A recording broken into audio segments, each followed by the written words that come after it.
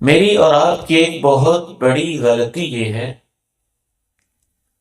کہ ہم سیرت کی محافل اس لیے قائم کرتے ہیں کہ بس آپ کی شان بیان.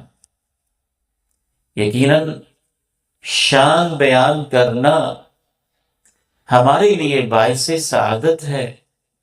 اللہ کے پیغمبر کی شان رب کریم نے خود بیان کی ہے.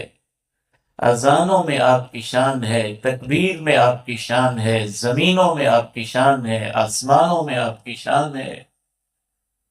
وَرَفَعْنَا لَكَ ذِكْرَكَ، آپ کا نام اللہ نے خود بلند کر دیا ہے. لیکن میری اور آپ کی نجات اس میں نہیں ہے کہ صرف شان بیان کر دی جائے. شان تو ایک کافر بھی بیان کر لیتا ہے، شان تو ایک ہندو بھی بیان کر لیتا ہے. آپ تو ہیں اتنے عظیم کہ آپ کی شان تو ایک سکھ بھی بیان کر لیتا ہے. آپ عظمت کے اس مقام پہ فائز ہیں کہ جیسے سورج کو ماننے پہ ہر شخص مجبور ہے، اور چاند کی چاندنی تسلیم کرنے پہ ہر شخص اپنے آپ کو مجبور پاتا ہے. ایک عیسائی اور یہودی بھی آپ کی شان کو ماننے پہ مجبور ہے اگر اس نے تعصب کی پٹی نہ باندھی ہو. صرف شان ماننے سے نجات نہیں ہوگی.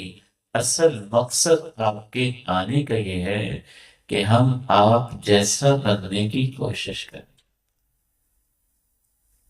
جو آپ کا اخلاق ہے وہ ہمارے اندر آئے. اللہ نے تو یہی مقصد بیان کیا ہے. لَقَدْ كَانَ لَكُمْ فِي رَسُولِ اللَّهِ أُسْوَةٌ حَسَنَةٌ لِمَنْ كَانَ يَرْجُو اللَّهَ وَالْيَوْمَ الْآخِرَ وَذَكَرَ اللَّهَ كَثِيرًا.